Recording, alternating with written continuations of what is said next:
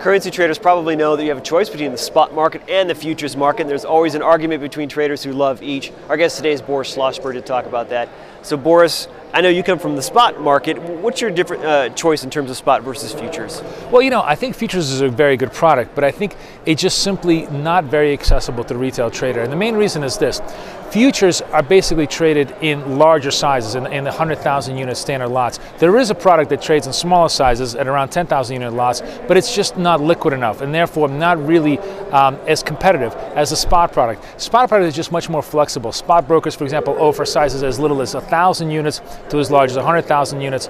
And I think it's that flexibility that makes spot the more preferable choice for most retail traders. Now, that having been said, I actually think the futures market is an intelligent market for the future because it's a centralized market. You have only one counterparty. You don't have counterparty risk. There's lots of things to be said in favor of a global futures currency market. I just don't think it's there yet as a viable product.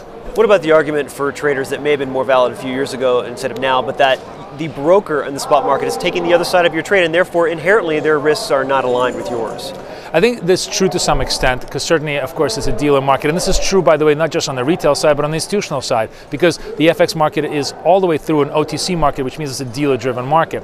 However, these days there's so many platforms that are pass-through, meaning a straight-through processing where the dealer no longer acts as a principal but acts primarily as an agent. He just simply facilitates your order and sends it over to the interbank market where it's put in a blind pool. Overall, I think the spot market has become so competitive, and you see it in the spreads of all the currency pairs, and it's become much more regulated. And therefore, the possibility for kind of really wild swings and sort of ability for dealers to kind of abuse their customers exists to a far smaller degree now than it used to be. But that having been said, I do think you're right that there is still a little bit of an inherent conflict in the market, and retail traders should be aware of it whenever they're trading, especially on a very, very short-term time frames, which is where this could be most evident. Now, when I started trading currencies in '97, the spreads would widen and even stop trading altogether when there was a lot of volatility. Correct. Do you still see a lot of that happening or not as much? No, you see far less of that happening. First of all, you see a smaller widening of the spreads, and secondly, if that widening is occurring, it's occurring for much smaller periods of time. And this all goes to the idea that the market has become much more competitive and also much more STP driven. That is, there's quite a lot of brokers now who simply pass all the flow to the interbank where there is much greater activity.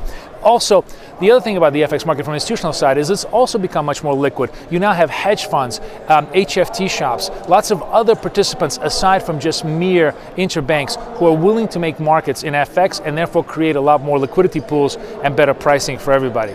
Generally, I think the trend is really more positive for the retail trader. You'll now be able to trade on much better prices with much steadier fees than you have been in the last 3 or 4 years. So the experience generally, in my opinion, is much better. But overall, I still think problems persist, and we certainly could see more improvement as we go forward. Boris, thanks for your time. My pleasure. You're watching the MoneyShow.com video network.